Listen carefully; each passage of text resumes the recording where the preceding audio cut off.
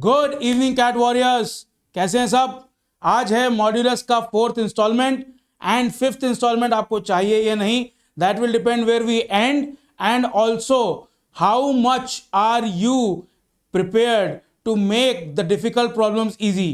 तो लास्ट जो मैं क्वेश्चन आपको दिखाऊंगा, if you are interested in that I will look at the comments and then I will decide whether to make the 5th instalment or not. चलिए सबसे पहले देखते हैं हमने अभी तक मॉड्यूलस में क्या क्या कर लिया है। Let's go to the last session slides. सबसे पहले हमने देखा कि किस किस टाइप के क्वेश्चंस आते हैं। हमने नंबर लाइन का कॉन्सेप्ट समझा। नंबर लाइन पे the mod of any difference of any two numbers is basically the distance between the two numbers. उसके बाद हमने डुअलिटी से एक क्वेश्चन, टफ क्वेश्चन सॉल्व किया। उस पर जो हमारे लर्नर का डाउट था वो हमने सेकेंड इंस्टॉलमेंट में क्लियर किया। Then we came to a very interesting number line problem जो मैंने आपको 30 सेकेंड्स में करके दिखाया, 30 seconds only. Then we came to a really complicated problem, actual CAT question 2022। उसको मैंने आपको कहा था कि ऑप्शन से ही सॉल्व करना है, but just for conceptual clarity we discuss the solution in a lot of detail. I spend a lot of time on that. Then we came to another question जिसमें थोड़ा सा कॉम्प्लिकेशन था because of the word infinite solutions. और infinite solution का मतलब होता है कि that equation is true for whatever value of x you put in. तो पूरी कोऑर्डिनेट ज्योमेट्री में वो ट्रू होना चाहिए। That is what infinite solutions mean. And then I solved it using the duality as well. तो again duality and number line are interchangeable. You have to be smart enough, you have to practice hard enough to know कि कौन सा question duality से करना है and कौन सा question number line से करना है। That can come only by practice, but most of the questions are solvable by both. But आपका प्रिफर्ड वे क्या है किस टाइप के क्वेश्चन के लिए, you will decide that. Okay, then comes this. हमने देखा कि एरिया अंडर द ग्राफ, ठीक है। This was the last instalment. इसमें मैंने डिटेल में डिस्कस किया कि y is equal to mod x के ग्राफ से हम कैसे ग्राफ डिसाइड निकाल सकते हैं। Then we did this exercise. मैंने आपको अलग अलग ग्राफ ड्रॉ करके दिखाए कि जो भी वेरिएशन है y is equal to mod x के ग्राफ में, उसको आप कैसे प्लॉट कर सकते हैं, कैसे विजुअलाइज कर सकते हैं। And then I got a lot of comment, sir वो ग्राफ बड़ा इंटरेस्टिंग था बट अलग अलग करके दिखाइए। So this is what I came up with. Please take a screenshot of this, this will be really helpful. And ये जो मैंने ड्रॉ किया है इसको मैंने कहा था बड़े बड़े नंबर्स लेके भी एक बार प्रैक्टिस कर लीजिए so that your concepts are crystal clear. So this is it. यहां तक हमने पूरा क्या कहते हैं ग्राफ डिस्कस किया। Then we solved a numerical which is basically the same graph that I drew in the last picture, and then we come to this. This is where we left our last session. Rhombus कैसे बनेगा, ठीक है। देखिए idea बहुत simple है। Modulus में होता क्या है, modulus is a very special function. It is a subset of the whole functions का जो सब टॉपिक है अलजेब्रा में, बट मॉड्यूलस में हम फोकस इसलिए कर रहे हैं क्योंकि गारंटीड 3 नंबर 99.99% प्रोबेबिलिटी है कि at least one and a decent chance कि 2 क्वेश्चन मॉड्यूलस से आ सकते हैं। और मॉड्यूलस समझना बहुत इंपॉर्टेंट है क्योंकि अगर आपको मॉड्यूलस समझ में आ गया, मॉड्यूलस में है मैथमेटिक्स भी और लॉजिक भी, कोऑर्डिनेट ज्योमेट्री भी और न्यूमेरिकल भी। इसीलिए मॉड्यूलस के लिए मैं ये 4 सेशंस कर रहा हूं। I hope you can understand why it is important. I hope you go through the PYQs of the last 3-4 years and see कि हर साल मॉड के क्वेश्चन आते ही आते हैं। So now without further ado हमने रिवीजन कर लिया है। लेट्स सी ये कैसे बनता है and then we will find the area under the graph and then I will give you a sure short hack of solving these questions. But पहले ये बहुत डिफिकल्ट क्वेश्चन है। इस डिफिकल्ट क्वेश्चन को हम कैसे विजुअलाइज कर सकते हैं वो देखते हैं 1 मिनट में। इसका ग्राफ क्या होगा, इसका ग्राफ क्या है, मॉड नहीं है यहां पे, सिर्फ x और y है। क्या ग्राफ होगा, बहुत ही सिंपल है, आप सबको पता है। Let's say y axis, x axis, this is 0.60, this is let's say 0.06। इन दोनों को मैंने जोड़ दिया। सो this is this equation x plus y is equal to 6। This is a very interesting thing. जो लास्ट क्वेश्चन जहां पे मैं आज का सेशन लीव करूंगा उसमें भी this will have some relevance, ठीक है। अब इस लाइन पे जो भी पॉइंट्स आएंगे उनका सम 6 आएगा। 0 6 1 5 2 4 3 3 4 2 5 1 6 0। समझ में आई बात। तो आपका यहां पे आप जो भी नंबर्स प्लॉट करेंगे, लेट्स से ऐसे लाइन प्लॉट की, लेट्स से ऐसे लाइन प्लॉट की, whatever the number lies on this line will sum up to 6। That is the idea. But अब mod x plus mod y is equal to 6 वो कैसे plot करेंगे वो देखते हैं। This is the mod x plus mod y is equal to 6। अब हम 2 minute लेके इसको ड्रॉ करते हैं। So let us first give, ठीक है।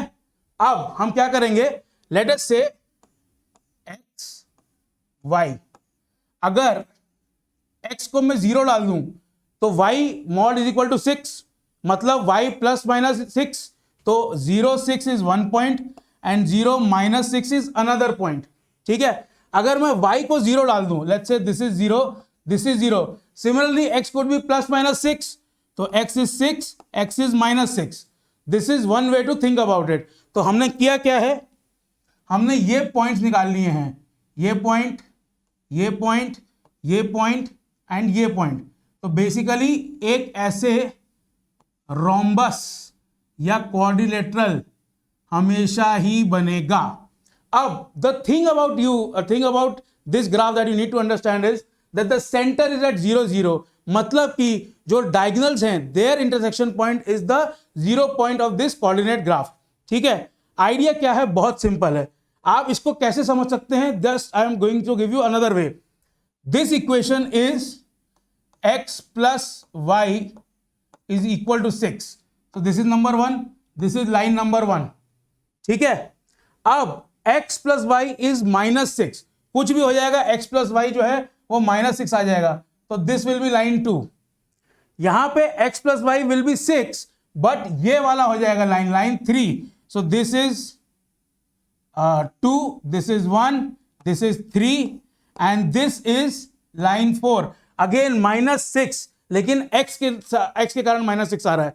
सो the idea is that this equation mod x plus mod y opens into 4 equation, mod x plus mod y, क्योंकि mod plus minus हो सकता है और 2 वेरिएबल्स हैं तो टोटल 4 इक्वेशन बनेंगे। So this single equation is actually a system of 4 equations, ठीक है। आप उसको आराम से लिख सकते हैं, x plus y is equal to 6, ये लाइन हो गई। फिर आप लिख सकते हैं x minus y is equal to 6, वो ये लाइन हो गई। फिर आप लिख सकते हैं plus x minus y is equal to 6, ये, and minus x minus y is equal to 6, ये।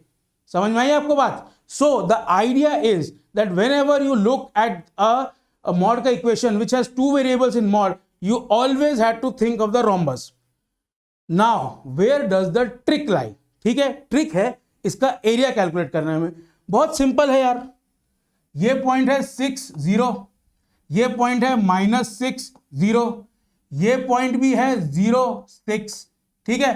तो इस ट्रायंगल का एरिया क्या हो गया, it will be half into 6 into 6 which is equal to 18, ठीक है। और 18 को जब हमने 4 टाइम्स कर दिया, that will be the area.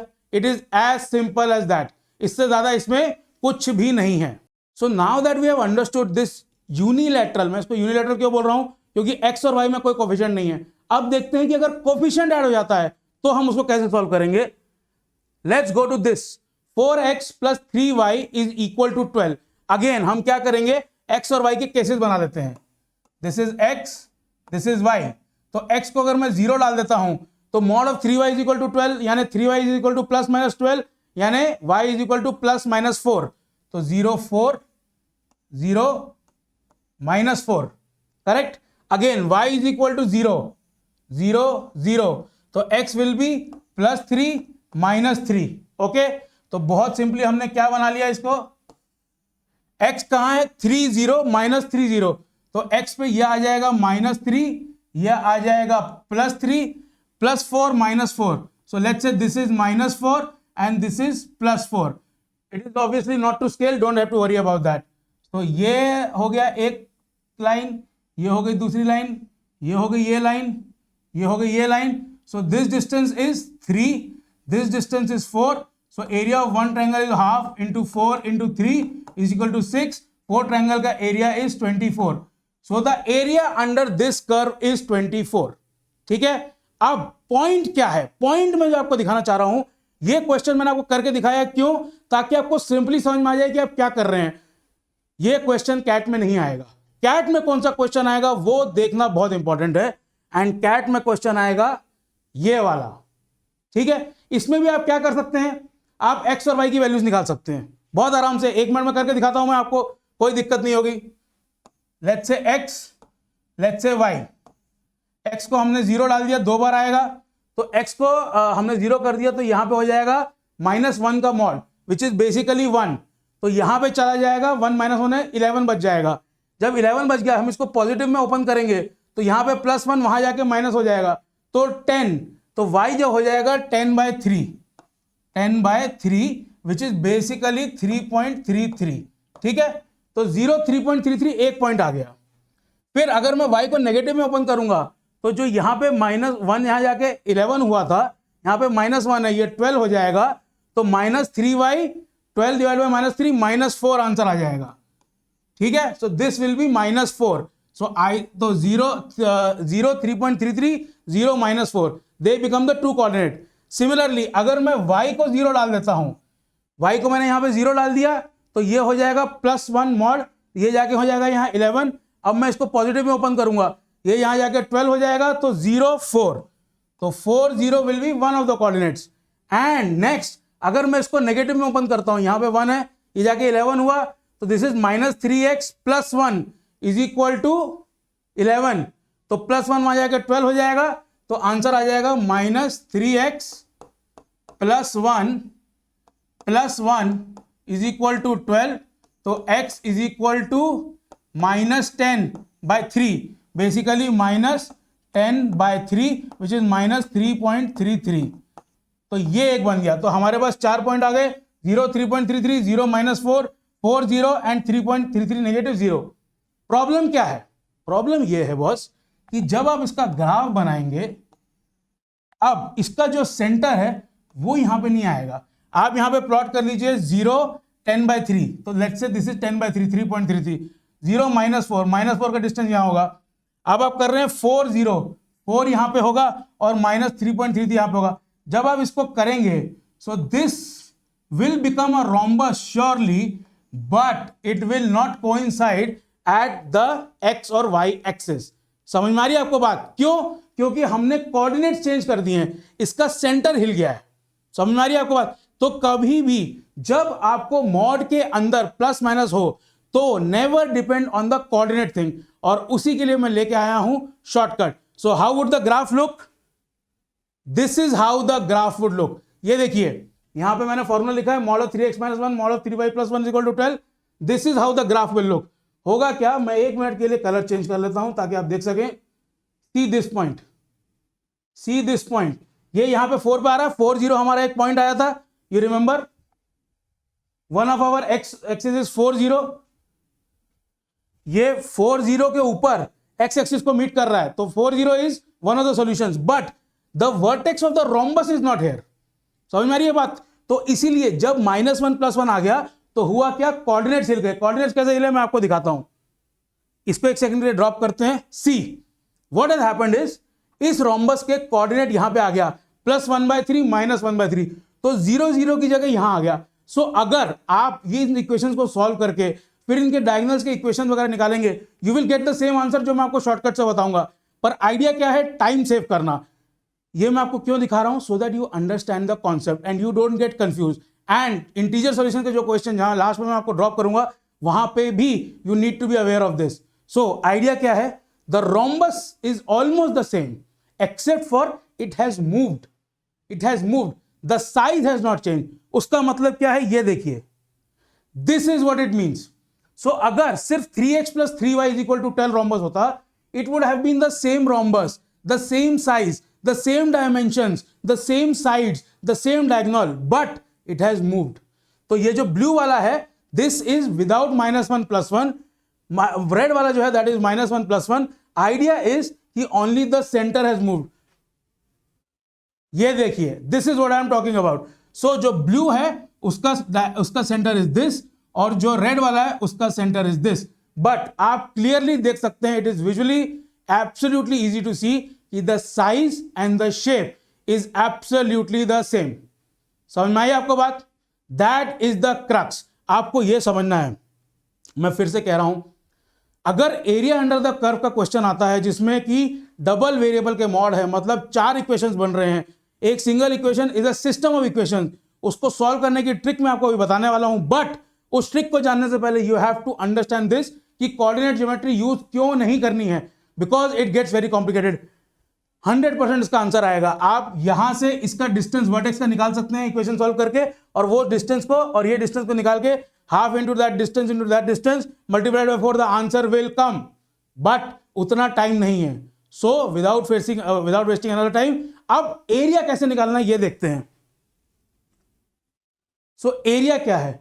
Area is 2, actually मैं व्हाइट से लिखना चाहता था। The area will always be 2 into A into B. A into B क्या है? हमने इक्वेशन लिखा था 3x minus 1 का मॉड प्लस 3y प्लस 1 का mod is equal to 12। Point क्या है? ये +1 ये -1 doesn't matter in terms of the area और द शेप और the dimensions, it only matters in terms of कि सेंटर कहाँ है, डायगोनल्स कहाँ इंटरसेक्ट कर रहे हैं, 0 पॉइंट से कितना खिसका है। तो ये +1 और -1 को आप इग्नोर कर सकते हैं, इसके अंदर +-5 कुछ भी होगा। What changes is basically the centre point, the dimensions doesn't change. So ए क्या है? अगर मैं y को 0 कर दूं तो x की वैल्यू कितनी आ जाएगी? 12/3। मैं +1 और -1 को अभी के लिए भूल रहा हूं, ठीक है? +1 एंड -1 इनको मैं अभी के लिए भूल गया हूं।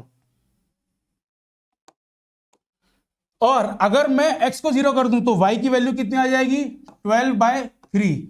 सो this is the formula for this area, so which is equal to 4 into 4 16 32। This is the area of the rhombus. अगर आपको 1 सेकेंड के लिए भी डाउट है, गो टू द इंटरनेट, आप आराम से इसको ग्राफ को प्लॉट कर सकते हैं, एरिया अंडर द कर्व का आप फॉर्मूला चेक कर सकते हैं, आंसर यही आएगा। आइडिया क्या है? बहुत सिंपली, अगर कोई आपको ज्योमेट्री का क्वेश्चन आए या अगर आपको डायरेक्टली मॉड्यूलस का क्वेश्चन भी आए, whatever it is, you have to be sure कि अगर मॉड्यूलस का क्वेश्चन है और उसको आप ग्राफ से सॉल्व कर सकते हैं तो कीजिए। अगर सिंगल वेरिएबल में है तो y is equal to mod x, जो मैंने आपको यहां पे दिखाया था, I will just show you.